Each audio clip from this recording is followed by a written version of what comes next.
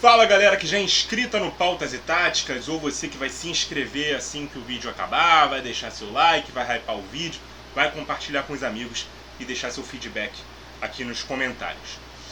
A gente está tendo uma discussão pouquíssimo aprofundada e muito contaminada por clubismo nesse momento no futebol brasileiro sobre o assunto fair play financeiro.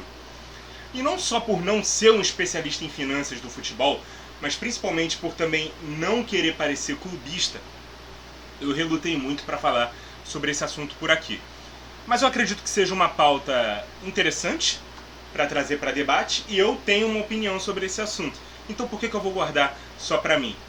Vou falar o que eu penso, se você discordar ou quiser aprofundar ou acrescentar algo, fique à vontade nos comentários, mas talvez para evitar discussões longas e desnecessárias, como aconteceram em outros vídeos em que eu trouxe aqui polêmicas que envolviam direta ou indiretamente algum tema que envolvesse o meu clube, eu vou evitar responder os comentários mais ríspidos, que eu espero inclusive que não hajam, beleza?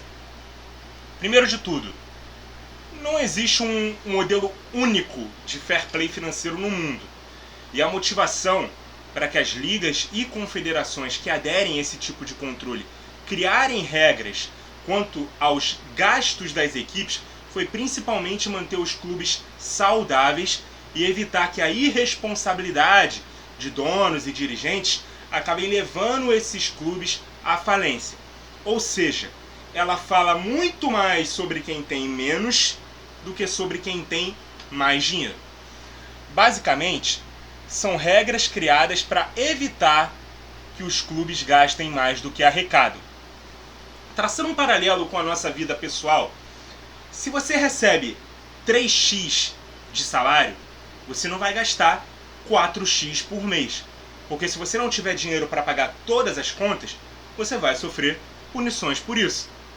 Vai ter que pagar com juros, ou vai ter um serviço suspenso até a regulamentação do pagamento. Por exemplo, deixou de pagar a conta de luz, ela vai ser cortada. Deixou de pagar a internet, seu serviço de internet vai deixar de acontecer até que você vá lá e fique em dia com a empresa que você deixou de pagar aquela mensalidade, beleza? Nós, na vida particular, temos que adequar nossos gastos àquilo que nós ganhamos, certo? No futebol também deveria ser assim. Mas como nós não temos nenhuma regra de controle financeiro por aqui, e até outro dia não tínhamos nenhum clube empresa no Brasil, as gestões irresponsáveis levaram vários clubes, inclusive grandes e de Série A, a se afundarem em dívidas, porque gastaram mais do que arrecadam. Não cumpriram uma série de contratos, sofreram vários processos de jogadores, treinadores, empresários e outros clubes também, que levaram inclusive dinheiro que esses clubes faziam ser penhorados. Mas como não são empresas, essas instituições não encerraram suas atividades. Se fossem empresas, já teriam decretado falência, como acontece com vários clubes na Europa que são empresas. Recentemente o Bordeaux da França decretou falência. Há não muito tempo o Rangers da Escócia também faliu, teve que recomeçar da última divisão do país, enfim.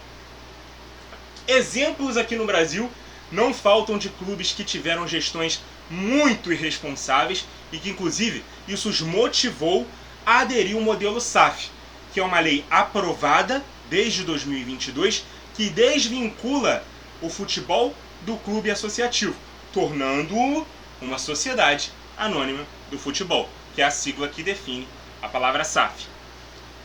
Pouco se fala que na lei da SAF há regras sobre pagamento de dívidas que prevê que 20% das receitas mensais do clube precisam ser destinadas a elas. Além disso, os clubes têm um período de 6 anos a partir do momento que se tornam SAFs para quitar essas dívidas. Se nesse período 60% dessas dívidas forem quitadas, o período se estende para 10 anos. Além disso, as SAFs só ficam responsabilizadas pelas dívidas do futebol profissional que os clubes geraram. Dívidas relacionadas a outros esportes continuam sendo responsabilidade dos clubes associativos. E há uma ordem de pagamento também a ser obedecida. As dívidas mais antigas são pagas primeiro, beleza? Se tudo isso que eu falei aqui for cumprido, não há nada que limite o poder do investidor que comprou a SAF do clube em injetar o dinheiro dele para que o clube em questão se reforce, pague salários, invista em infraestrutura, etc. Vamos trazer o exemplo para a nossa vida pessoal de novo? Principalmente você aí que é jovem, que tem pais com um bom poder aquisitivo, eventualmente trabalha, mas não ganha tanto assim para fazer alguma compra que exceda o que você tem de gastos mensais, como por exemplo um tênis, que você queira muito comprar. À vista, você não consegue pagar. Parcelado, você geraria uma outra dívida para os meses seguintes com as parcelas. Mas aí seu pai vai lá e compra o tênis que você queria te dar de presente. Você não fez uma nova dívida, você não comprometeu o seu dinheiro de pagar o que você tem de custo naquele mês, e ainda assim o tênis é seu. Eu sei que é um exemplo bem bobo, mas foi o mais próximo que eu consegui trazer para a vida real aqui para a gente entender como é que funciona esse dinheiro que pode vir de empresas terceiras, do dono dos clubes ou do próprio bolso dele, colocado no clube, sem que seja um dinheiro gerado por esse mesmo clube, beleza? Qual é a polêmica? Essa falta de regras ou falta de fair play financeiro no Brasil está preocupando os clubes que não são SAFs e que conseguem gerar muita receita com as próprias pernas, porque basicamente investidores estão dando competitividade equiparável aos clubes SAF, sem que eles precisem gerar a receita que seria necessária para um clube que não é SAF fazer os mesmos investimentos. Então um Cruzeiro, um Bahia, um Botafogo, por exemplo, estão gastando mais do que arrecadam e consequentemente estão tendo uma melhora técnica nas competições que eles disputam. O que eu questiono é: alguém estava preocupado com o Cruzeiro quando ele entrou em colapso financeiro e acabou rebaixado, ficando 3 anos na Série B, até subir quando o Ronaldo assumiu a primeira SAF do clube? Alguém estava preocupado com a SAF do Ronaldo quando ele vinha a público dizer que não tinha como investir muito mais no clube para não comprometer o próprio patrimônio? E a realidade da equipe na Série A continuaria sendo brigar para não cair de novo, como foi no ano passado? Alguém estava preocupado com o Bahia, que no primeiro ano de SAF só se livrou do rebaixamento na última rodada, mesmo sendo a sua SAF nada mais nada menos do que o Grupo City? Alguém estava preocupado com o Botafogo, quando no primeiro ano de SAF o clube ficou em 11º lugar no Campeonato Brasileiro, não conseguindo vaga na Libertadores, ou quando no início do Brasileiro do ano passado o time conseguiu um desempenho acima da média e todo mundo desdenhou da força da equipe, que acabou realmente culminando na perda do título no fim do campeonato? Alguém estava preocupado quando começa o ano de 2024 e o Botafogo pela segunda temporada seguida não vai nem às semifinais do Campeonato Carioca? Alguém estava preocupado com o Vasco, que teve um grupo de investidores que comprou 70% da SAF, né, a 777, e também só se livrou do rebaixamento na última rodada, no ano passado? Alguém está preocupado agora com o fato da empresa que tinha o controle da SAF e quebrou, levando o clube associativo a retomar o controle do futebol do Cruz Maltino, e agora eles não têm tanto poder de investimento assim? Alguém está preocupado com o Vasco? Alguém está preocupado com o Corinthians, que não é SAF, tem a segunda maior receita do Brasil e acumula mais de 2 bilhões de reais em dívidas? Está brigando para não cair no Campeonato Brasileiro. Se enfiou nesse buraco porque gasta mais do que arrecada. Alguém está preocupado com o Timão? Alguém está preocupado com o Santos, que também não é SAF? Também tem inúmeros problemas financeiros, pouco poder de investimento e também foi rebaixado no ano passado. Estão preocupado com o Peixe? Tirando as torcidas desses clubes, ninguém estava preocupado, né? Então o fair play financeiro, que existe onde existe, para poder evitar que os clubes cheguem nessas situações críticas, que só começa a ser debatido no Brasil quando as SAFs que deram certo começam a tirar os clubes dessa situação e recolocá-los nas brigas desportivas. Para deixar claro, tá? Eu sou totalmente a favor do fair play financeiro.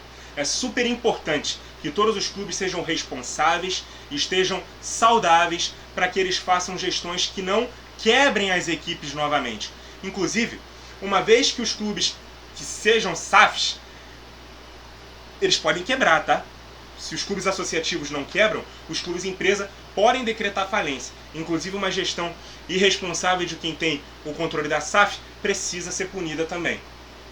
Eu vi um vídeo do Marcelo Beckler e do Fred Caldeira, né, que são dois repórteres correspondentes da TNT Sport na Europa, sobre esse assunto, né, fair play financeiro no Brasil, e eles sugerem uma coisa interessante. Se por alguma razão de uma dívida gerada pelo dono da SAF faça com que ela quebre, tem que haver uma regra, né, nesse hipotético fair play financeiro do Brasil, de proteção ao clube para que a dívida seja do dono, para evitar principalmente que ao ver que o negócio não deu certo, ele largue o clube com o problema que ele gerou e vai embora. Então é uma medida de proteção interessante, uma sugestão interessante que esses dois caras aí sugerem para um hipotético futuro fair play financeiro implementado no Brasil. E eu concordo assim, completamente. Porém, do jeito que nós estamos debatendo fair play financeiro no Brasil, aqui o que se pede é uma trava no poder de investimento dos donos das SAFs para manter os clubes que mais arrecadam no topo e os que menos arrecadam na base ou no máximo no meio da pirâmide. E quando a gente fala de quantos clubes arrecadam, a gente tem que colocar nessa equação as cotas de TV e a desigualdade na distribuição delas. O Flamengo é o clube de maior torcida do Brasil e, obviamente, isso vai lhe dar vantagens na hora de negociar valores de transmissão dos seus jogos, poder de barganha na venda de jogadores, maiores contratos de patrocínio. O Flamengo não tem que ser penalizado por ter o mérito de ter a maior torcida do Brasil. Ninguém tem que, por canetada, ganhar o mesmo que o Flamengo ganha, sem ter a torcida que o Flamengo tem e sem gerar o dinheiro que o Flamengo gera. O que não dá é que o Flamengo ganhe sozinho, só de cota de TV, um valor superior ao de 10 de 20 times da Série A somados, independente de que posição ele, Flamengo, fica no campeonato. Na Inglaterra, existe um modelo que divide o montante total dos direitos de transmissão da Premier League em 3 percentuais. 50% igual para todos os clubes, ou seja, quem for lá transmitir o campeonato inglês vai ter um aporte de X milhões. Não vou colocar um número aqui que sou muito ruim de matemática. Metade desse valor é repartido igual para todos os clubes, beleza? O que acontece com a outra metade? Ela é dividida em duas partes de 25%. 25% com a hierarquia desportiva e 25% com a hierarquia da audiência. Ou seja, só 1/4 do valor total leva em consideração o tamanho da torcida. E ainda assim com uma regra em que o líder daquele requisito não pode receber um valor superior a 20 vezes o que o Lanterna vai receber. O segundo não pode receber um valor 19 vezes superior ao último e por aí vai, a escadinha vai continuando. O terceiro não pode ganhar mais do que 18 vezes, o quarto é 17 e assim por diante. Ninguém fala sobre essa desigualdade, né, de cota de TV do jeito que é feito no Brasil quando se fala em fair play financeiro por aqui. Inclusive esse é um dos motivos para não se ter liga aqui. Porque ninguém está preocupado com o bem comum, né? Tá todo mundo preocupado com o próprio umbigo. Se meu adversário está na merda, desculpa a palavra, porque gastou mais do que arrecada, dane-se ele, tô preocupado comigo. Se ele se levanta, opa, tá gastando mais do que arrecada, hein? Tem que ter fair play financeiro. E antes que me chamem de clubista, o fair play também não diz respeito só a salários, como o Textor já andou dizendo por aí, tá? O Botafogo gasta 45% da sua receita com salários. E ele dá o exemplo europeu, né, que prevê que 70% do que o clube arrecada, no máximo, possa ser gasto com salários e por isso o Botafogo estaria dentro desse modelo. O fair play financeiro diz respeito a todo o dinheiro que o clube gera com o futebol, não só pagamento de salários, tá?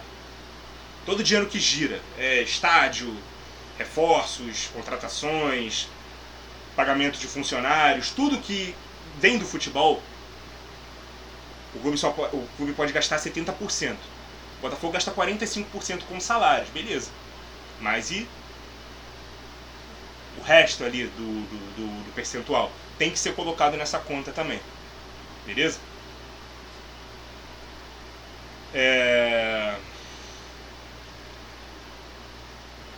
Me perdi aqui nas minhas anotações, mas o fair play, me achei aqui. Ele diz respeito a todo o dinheiro que o clube gera com o futebol, todos os gastos que seu clube tem no mês, e salário é só uma parte desses valores. Então é claro que precisamos ter regras, claro que soa um pouco injusto quando a gente tem o próprio Botafogo ou o Bahia pertencendo a redes multiclubes, podendo ser usados, digamos assim, como parte de uma manobra para que os donos driblem o fair play de outras ligas, né? Quando o Textor investe, por exemplo, 100 milhões no Luiz Henrique e 100 no Almada, e traz para o Botafogo, num primeiro momento, condicionando uma futura ida deles para o Lyon no futuro, que não pode fazer esse investimento no momento, é uma manobra financeira. É a forma que ele tem de ganhar tempo para arrumar a casa por lá e até diminuir o valor de uma transferência vendendo para ele mesmo por um valor que melhor se adeque ao Lyon, ao que o Lyon pode gastar, no caso. Estou dando um exemplo do Lyon, porque é o clube carro-chefe lá da holding dele, né? Ele tem parte do Crystal Palace, até parece que ele vai negociar, né? Colocar essa parte do Crystal Palace à venda para poder comprar o Everton. E ele também tem o Molenbeek da Bélgica, que é um clube menor. Da mesma forma, ele pode condicionar, inclusive, pagamentos de salários, né, que jogadores de um clube ganham na conta de outros clubes por empréstimos. Então, o Botafogo quer contratar um jogador que está no Lyon. Ou o Lyon contrata um jogador que ele, Lyon, não quer usar e empresta para o Botafogo. E paga os salários. Tudo pertence ali à holding do Textor. Pode driblar aqui um possível fair play financeiro que aconteça no Brasil. Inclusive um exemplo hipotético, que todo mundo usa, mas obviamente não vai acontecer, aqui falando já da SAF do Bahia, tá? O Manchester City está sendo acusado de 115 infrações quanto ao fair play financeiro na Inglaterra. Aí muita gente fala, se o City for punido lá, rebaixado, banido da liga e tal, o Grupo City pode colocar esses caras que jogam lá tudo no Bahia. E como aqui não tem regra nenhuma, né, tirando o controle do número de estrangeiros, vai ficar por isso mesmo. Gente, é óbvio que isso não vai acontecer.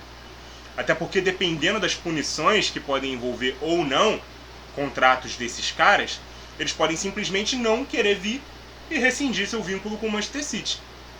Até porque mesmo o Savinho, que pertencia ao Troyes, clube que faz parte do Grupo City, estava emprestado ao Girona, que é um terceiro clube que também faz parte do grupo,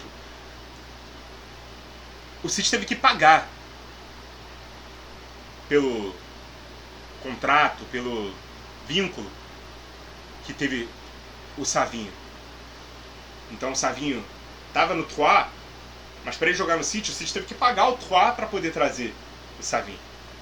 Então assim, eles têm contrato com o clube que eles jogam, não necessariamente com o grupo em si. E aí eles são simplesmente distribuídos pelos clubes. Não é assim que funciona, beleza? Então você que é rival aí de um clube que é SAF hoje, começou a falar sobre fair play financeiro agora, pensa se a gente não devia debater isso também quando o Fluminense tinha uma patrocinadora cogestora do clube, pagando salários de vários nomes do elenco sem que o clube também arrecadasse para tal. Pensa se a gente não devia debater isso quando no Palmeiras a presidente ser a dona da empresa que patrocina o clube, ter se inserido com isso na política para se eleger. E que antes disso, na figura de um presidente anterior, né, o Paulo Nobre, que ele emprestou 145 milhões do próprio bolso ao Palmeiras, que foi já devidamente pago, inclusive antes do previsto, diga-se de passagem, para que o Palmeiras resolvesse pendências institucionais sem gerar essa grana com as próprias pernas. A gente não devia ter debatido isso nesse momento também? Pensa se a gente não devia debater isso quando a Caixa Econômica Federal começou a patrocinar o Corinthians e o ex-presidente do Atlético Mineiro, o Alexandre Calil, levantou a ideia de que se um clube tem patrocínio estatal, todos deveriam ter. Ou é para todo mundo, ou não é para ninguém. E aí, cerca de 2 anos depois, praticamente todos os grandes clubes da Série A, com valores diferentes, passaram a estampar a marca do banco no uniforme como patrocínio master. Alguém debateu fair play financeiro nesse momento? Pensa se a gente não devia debater isso quando o Clube dos 13 implodiu em 2011 e as cotas de TV começaram a ser negociadas entre a emissora e os clubes de forma individual. Isso fez com que os times de maior torcida disparassem nas receitas. Mas principalmente pensa se é justo a gente só começar a debater fair play financeiro como um mecanismo de trava para evitar que a hegemonia dos clubes que hoje são financeiramente estáveis começaram a ser desafiadas pelas SAFs que no momento estão sendo bem sucedidas. Eu vou repetir aqui o meu posicionamento para não deixar dúvida. Eu sou totalmente a favor do fair play financeiro. Sou a favor da punição para quem não conseguir cumprir as regras do fair play financeiro, que tem que ser muito bem amarradas aqui no Brasil. As minhas questões são: por que não começamos antes esse debate, quando a maioria dos clubes estavam quebrados, e o fair play serve para isso, evitar que os clubes quebrem? E por que o incômodo passou a ser com quem está se levantando, e não a preocupação com quem continua quebrado? Eu sei a resposta. E só lembrando que a lei da SAF é para todo mundo, tá? Qualquer clube pode aderir e tornar o futebol do clube uma SAF, mas não é todo mundo que quer. Porque não é interessante para vários conselhos de vários clubes que têm os mesmos grupos políticos e dirigentes amadores e corruptos enriquecendo às custas das instituições largarem essa fonte de renda em prol de uma gestão mais profissional e, com sorte, conseguir ter investidores que mantenham ou até ampliem a competitividade das suas equipes. Na mentalidade atual da geração de dirigentes brasileiros, que é a mesma há várias décadas, não importa se o meu rival não tem saúde financeira, eu quero mais é que ele desapareça. Então eles não pensam que se o rival está bem, faz bem para o campeonato e faz bem para a comercialização do produto.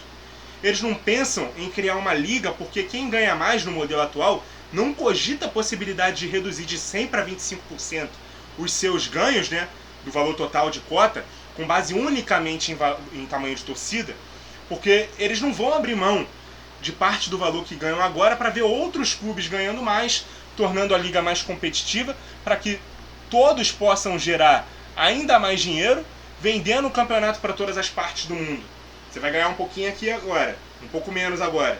Outros clubes vão ganhar um pouco mais, e aí todo mundo vai ganhar mais dinheiro lá na frente. Eles não pensam desse jeito, eles pensam em manter a coisa do jeito que está. Por aqui o pensamento é de que o que interessa é a minha parte, é a minha competitividade, é a força que eu tenho. E se alguém ameaçar o meu lugar, questione, porque ele não pode gastar tanta grana se ele não gera. Mas se ele estiver fazendo isso e não me incomodar, a gente não precisa falar sobre esse assunto. Muito obrigado a você que acompanhou o vídeo até aqui. Continue ligado no Pautas e Táticas. E até a próxima!